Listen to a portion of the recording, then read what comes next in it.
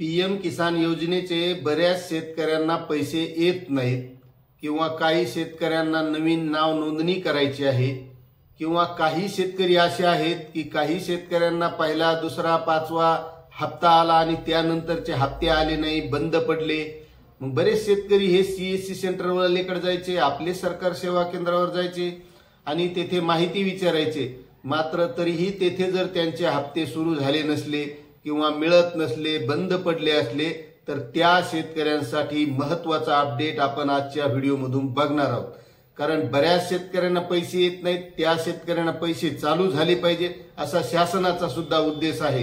कारण या योजनेत पात्र असणारा प्रत्येक शेतकऱ्यापर्यंत हे पीएम किसान योजनेचे आणि त्यानंतर चालू झालेली नमो सन्मान शेतकरी योजनेचे पैसे हे सर्व पात्र शेतकऱ्यांना मिळाले पाहिजे, हा शासनाचा सुद्धा महत्त्वाचा उद्देश आहे आणि त्याबद्दलचीच आज आपण या व्हिडिओमधून माहिती घेणार आहोत।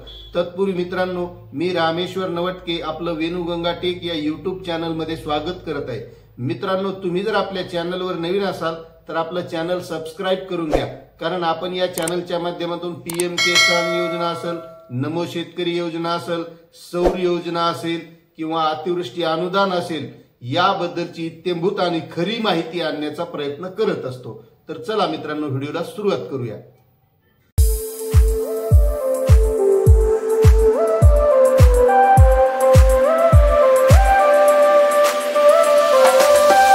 तर शेतकरी मित्रांनो, पीएम किसान योजनेबाबत महत्त्वाचा अपडेट असा आहे की आतापर्यंत शेतकऱ्यांना हे जर पैसे बंद पडले असले किंवा नवीन चालू करायचे असले तर आपल्याला कृषी विभागात जावं लागत होतं। मग नेमकं कोणत्या अधिकाऱ्याला भेटावं, त्यामध्ये कोणते कागदपत्र लागतील, नेमकं काय करावं? तर मित्रांनो, आता प्रत्येक जिल्ह्यासाठी एक नोडल ऑफिसर आहे आणि त्या नोडल ऑफिसरशी संपर्क करून आपण त्याबद्दलची माहिती विचारून आपल्याला जी काही अडचण असेल त्याबद्दलची प्रक्रिया एकदम सोप्या पद्धतीने करू शकतो। मग आता हे नोडल ऑफिसर कोणत्या जिल्ह्याला कोणते असतील तर हे आपल्याला कसं सर्च करायचं किंवा आपल्याला हे कसं माहिती पडणार, तर त्याबद्दलची माहिती आपण आजच्या व्हिडिओमधून घेणार आहोत आणि हे कोणत्या जिल्ह्याला कोणते नोडल ऑफिसर आहेत याबद्दलची माहिती आपण कशी सर्च करायची ते आजच्या व्हिडिओमधून बघणार आहोत। तर मित्रांनो, आपल्याला हे आपल्या मोबाईलवर सुद्धा बघता येतं। आता हे मोबाईलवरच दाखवण्याचं कारण काय?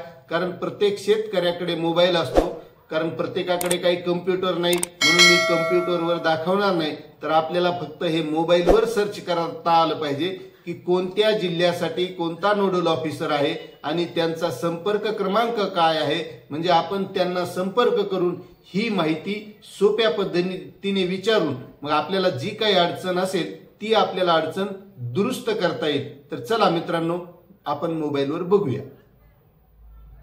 तर शेतकरी मित्रांनो, सर्वात अगोदर आपल्याला आपल्या मोबाईलमध्ये जे काही क्रोम ब्राउझर आहे तर ते क्रोम ब्राउझरवर आपल्याला क्लिक करायचं आहे आणि त्याला ओपन करून घ्यायचं आहे।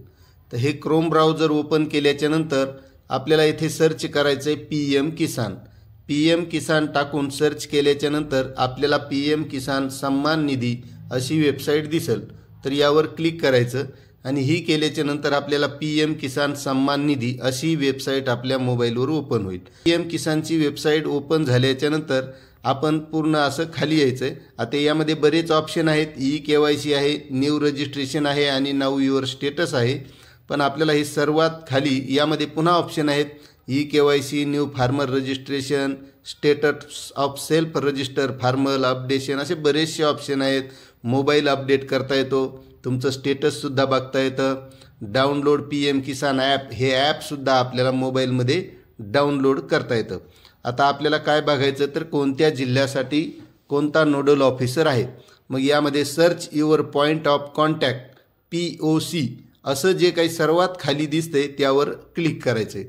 आता इथे क्लिक केल्याच्या नंतर आपल्याला स्टेट नोडल कॉन्टॅक्ट डिटेल असं दिसेल, तर यामध्ये सर्च स्टेट नोडल आणि सर्च डिस्ट्रिक्ट नोडल असे दोन ऑप्शन दिसतात।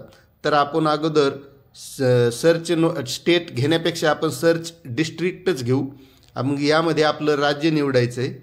आपलं राज्य निवडल्याच्या नंतर आपण आपला जिल्हा निवडायचा आहे। त्यामध्ये आता आपला जो जिल्हा असेल त्या पद्धतीने आपण आपला जिल्हा निवडून घ्यायचा आहे मित्रांनो। समजा आपण बीड जिल्हा निवडला आणि सर्च ऑप्शन करायचं. जिल्हा सर्च केल्याच्या नंतर आपल्याला इथे यादी दिसते. मित्रांनो, आपण ही यादी थोडी झूम करून दाखवतो. अशी ही यादी बघून घ्यायची. महाराष्ट्र कार्याचं नाव आहे दीपा विश्वास मुधोळ मुंडे. तर आता यांची बदली झालेली आहे, पण तरी त्यांचा इथे नंबर दाखवत आहे. अशा पद्धतीने ते तहसीलदार असतील, जे कोणी असतील अधिकारी, त्यांचे इथे आपल्याला कॉन्टॅक्ट नंबर, पद, ईमेल ID अशी सर्व माहिती यामध्ये दिसते. अशा पद्धतीने हे सर्च करून आपण बघू शकता आणि या अधिकाऱ्यांशी कॉन्टॅक्ट करून किंवा त्यांना फोन लावून आपण त्याबद्दल माहिती घेऊ शकता. अशी ही माहिती होती मित्रांनो. आपल्याला माहिती कशी वाटली नक्कीच कमेंट करा आणि चॅनलवर नवीन असाल तर सबस्क्राईब करायला विसरू नका. तर भेटूया अशात नवीन माहितीसह नवीन व्हिडिओमध्ये.